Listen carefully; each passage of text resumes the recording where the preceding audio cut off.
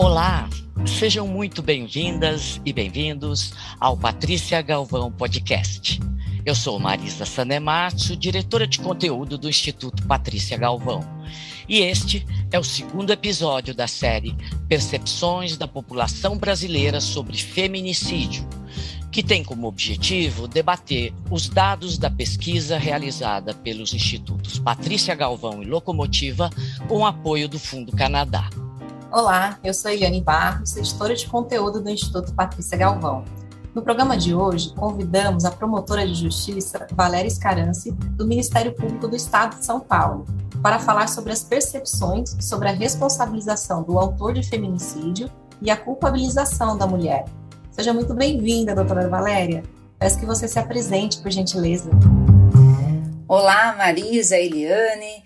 Bom, meu nome é Valéria Scaranci, eu sou promotora de justiça, eu atuo na área de enfrentamento à violência contra a mulher, também sou mestre e doutora em processo penal, professora da PUC e também desenvolvo uma linha de pesquisa no enfrentamento à violência, gênero, e temos alguns trabalhos como a Cartilha Namoro Legal, Mulher Vire a Página e alguns projetos para a defesa da mulher.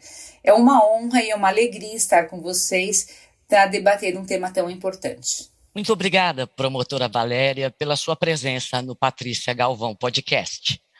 Vamos começar falando um pouco sobre a pesquisa Percepções da População Brasileira sobre Feminicídio, que teve como objetivo produzir dados para dar visibilidade e estimular o debate público sobre a gravidade deste crime no país. A pesquisa revela que 97% da população brasileira considera que mulheres que permanecem em relações violentas estão correndo risco de serem mortas. E para 87%, terminar a relação é a melhor forma de acabar com o ciclo da violência doméstica e evitar o feminicídio.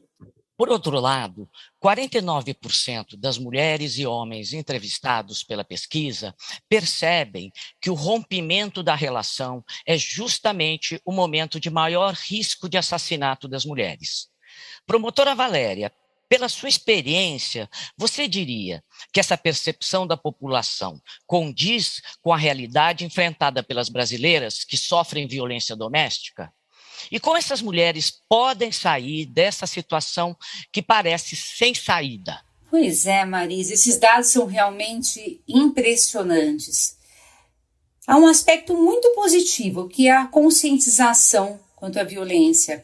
Então, a violência contra a mulher deixou de ser uma questão pouco relevante e a população agora reconhece que a violência contra a mulher é coisa séria.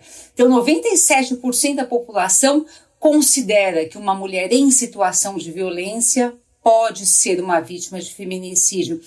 Por outro lado, há realmente uma aparente contradição, porque a população diz que a mulher deve abandonar o parceiro e, ao mesmo tempo, o momento em que a mulher se separa é um momento de maior perigo. Essa percepção da população quanto ao perigo é uma percepção absolutamente correta. As pesquisas no Brasil e no mundo apontam que o momento da separação, o momento do rompimento, é o momento da virada.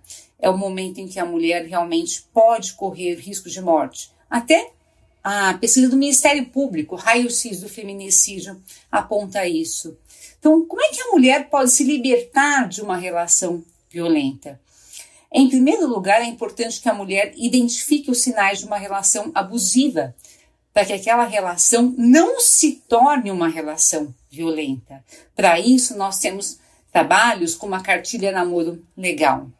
Mas, havendo uma relação violenta, é importante que a mulher ela entenda que ela é vítima, porque a maioria das vítimas não se vê como vítima. É importante trabalhar com os homens autores de violência.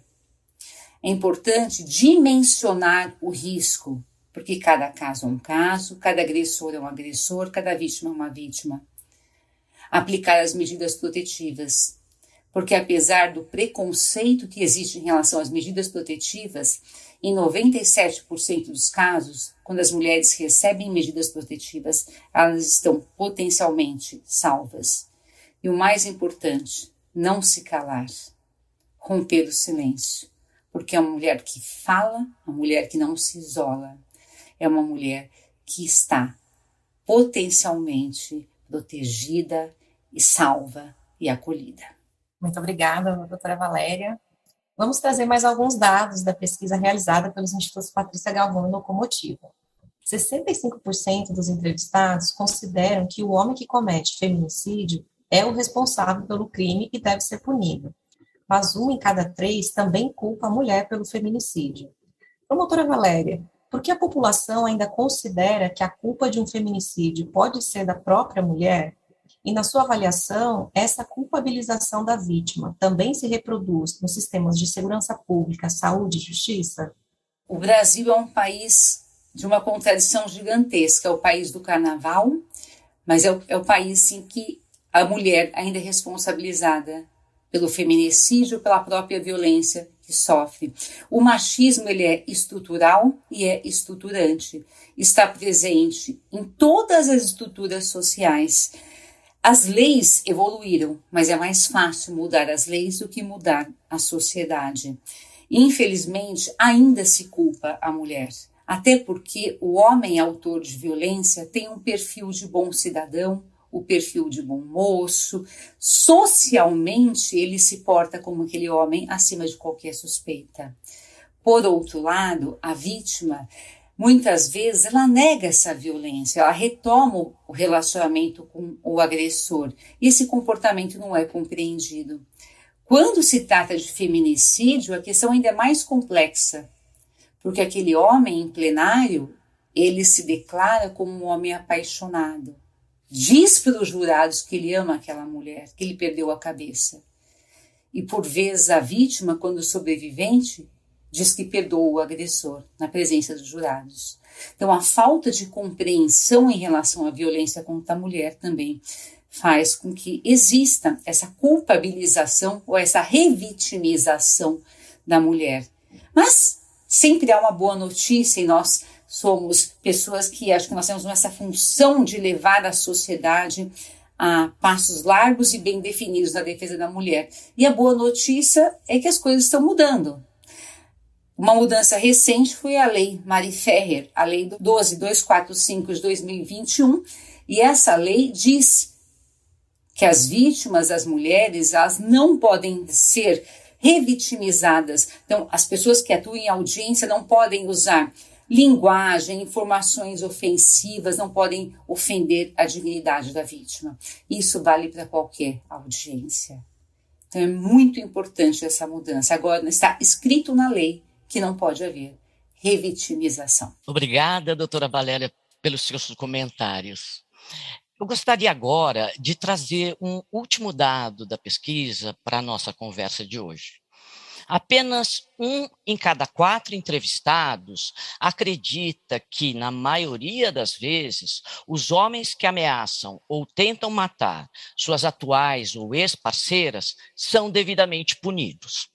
Promotora Valéria, na sua opinião, essa percepção reflete um quadro real de impunidade dos crimes de violência doméstica e de feminicídio no Brasil?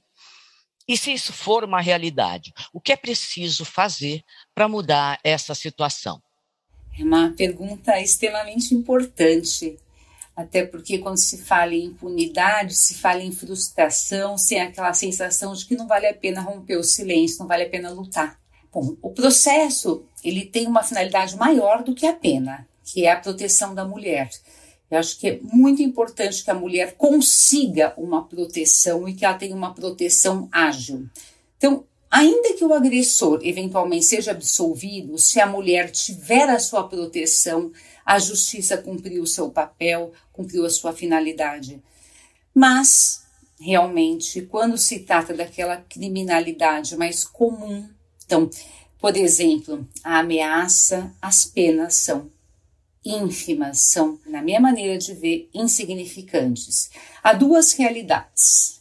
Feminicídio, e aí sim é um crime contra a vida, as penas são mais altas, as penas são, em regra, condizentes com a gravidade do crime, e aquela criminalidade mais comum. E aí, por vezes, a pena, ela realmente irrisória. Por quê que isso acontece? Porque no Brasil existe uma cultura da pena mínima. E a pena de ameaça é de 1 a 6 meses. Então, num processo de ameaça, a pena acaba sendo de 1 mês. O que fazer para mudar essa realidade? Há algumas estratégias, por exemplo, mudar a pena mínima dos crimes. Já que a nossa mentalidade no Brasil é a mentalidade da pena mínima, né, em regra se aplica a pena mínima, então os crimes têm que ter uma pena mínima maior. Isso também já está mudando. O crime de lesão contra a mulher teve a sua pena aumentada. Então a pena agora é de 1 a 4 anos, a pena mínima já é de 1 ano. Os novos crimes, como o crime de perseguição, de stalking, que aliás é um crime extremamente importante, porque a mulher perseguida é uma mulher que corre risco de morte. O crime de violência psicológica já são crimes que têm penas mínimas mais altas. Então, nós já observamos alguns sinais de mudança. Mas, sem dúvida, até então, até o ano passado, quando nós tivemos esses primeiros sinais de mudança, essas luzes, né, que apontaram para uma alteração na nossa legislação, realmente a sensação era de desilusão. Não só para as vítimas, mas também para nós promotoras, também para nós que atuamos na defesa das mulheres. Este foi o segundo episódio da série Percepções da População Brasileira sobre Feminicídio, do Patrícia Galvão Podcast. Agradecemos a presença da promotora de justiça Valéria Scarancio e do Ministério Público do Estado de São Paulo.